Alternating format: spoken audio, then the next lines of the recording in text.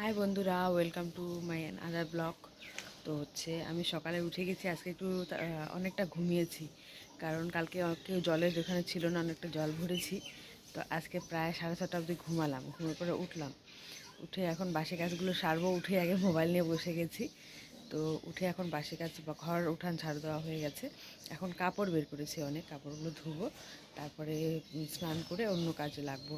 যেহেতু আজকে আমি পুজো দিতে পারবো না, কালকে অনেক শখ করে অক্ষয় তৃতীয়ার প্রসাদ এগুলো কিনেছি, কিন্তু আজকে আর পুজো দিতে পারবো না। আমি বর দেবে, তো আমি বাসি কাজগুলো সেরে নিয়ে তারপরে স্নানটা করে নিই। বাসি কাজ বলতে কাপড় শুধু কাচবো, আমার উঠান ঘর ঝাড়ু দেওয়া হয়ে গেছে।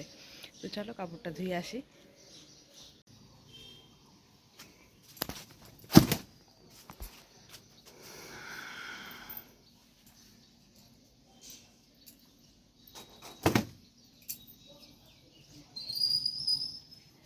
কাপড় ধোয়া হয়ে গেছে আমার, দেখলে সব কাজ শেষ, খালি স্নান করবো। সব কাজ শেষ হয়ে গেল আমার সকাল সকাল। এখন খালি স্নান করব, সকালে রান্নাবাড়ি করব। পূজা আমার বর দিবে আজকে, পূজা আমি দিতে পারবো না। আর মেয়ে এখনই ঘুমাচ্ছি। তো কাপড় মেলে স্নান করে নিই, তারপরে আবার দেখা হবে। তখনের জন্য তোমরা একটু রেস্ট নাও। স্নান টান করে চলে আসলাম রান্নাঘরে। নাস্তা বানাবো আজকে, পুরি, কাঁঠালের তরকারি আর ভেন্ডি ভাজা। তো দেখো তোমরা, এই যে কাঁঠাল আমি কেটে নিয়েছি। এই যে কাঁঠাল, এখানে দুটো আলু দিব, টমেটো, আদা, রসুন। এখানে ভেন্ডিগুলো ভিজিয়ে রেখেছি, শুকিয়ে গেছে যাতে একটু তাজা হয়ে যায় তার জন্য। আর এখানে আমি জল বসিয়ে দিয়েছি, এই জন্য একটু হলুদ দিয়ে দিয়েছি যাতে এই কাঁঠালগুলো এখানে একটু ভাপ দিয়ে নেব গরম জলে আর কি, তার জন্য।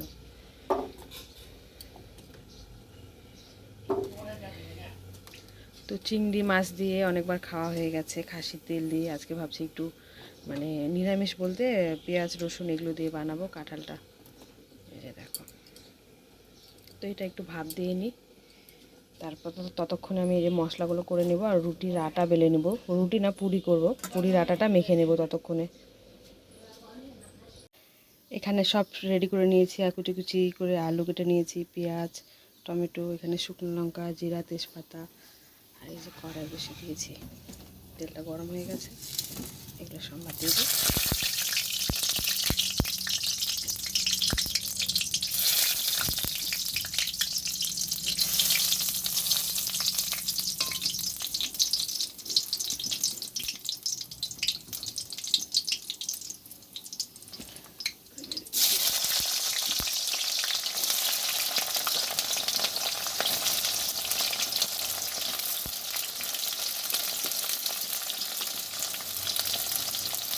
পেঁয়াজটা একটু ভাজা ভাজা হবে, আর এই দেখো কাঁঠালটা আর একটু হবেই।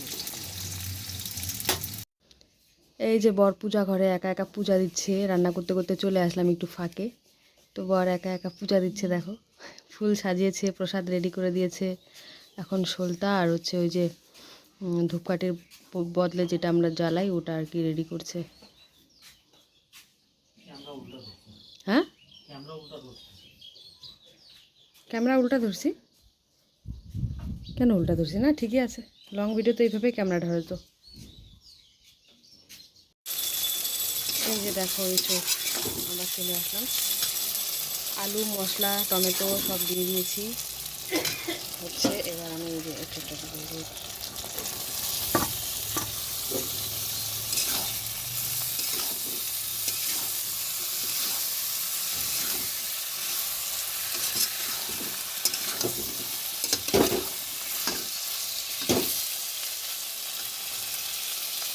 এই দেখো আমার কাঁঠালের তরকারি প্রায় প্রায় হওয়ার দিকে। আটাও মেখে রেখেছি, এখন রুটি বেলে খালি পরোটা খাবে এখন বর, পরোটা বেলে শিখবো। এখন বলে পুরি খাবে না, পরোটা খাবে, তাই পরোটা বানাবো। এটা দেখো হওয়ার দিকে প্রায়, গরম মশলা দিয়ে নামিয়ে নেবো এটা। আমি বেলে বেলে এইভাবে রুটিগুলো রাখি, অনেকগুলো শেখা হয়ে গেছে। এই যে একটা শিখছি, এই যে কিছুটা হয়ে গেছে। তো বর বলছিল খাবে পুরি, তার জন্য আমি কালো জিরা পুরির হিসাবে মেখে নিয়েছি আটাটা। এখন বলছে পরোটা খাবে, তাই আর কি পরোটা ভাবে বেলে দিয়েছি। তো সেই খেয়ে তারপরে আবার নাস্তা করব।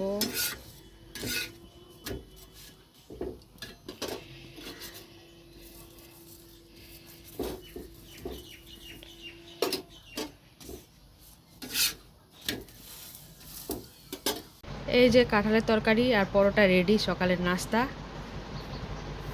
তো সব রেডি, সকালের ব্রেকফাস্ট নাস্তা করে নিই।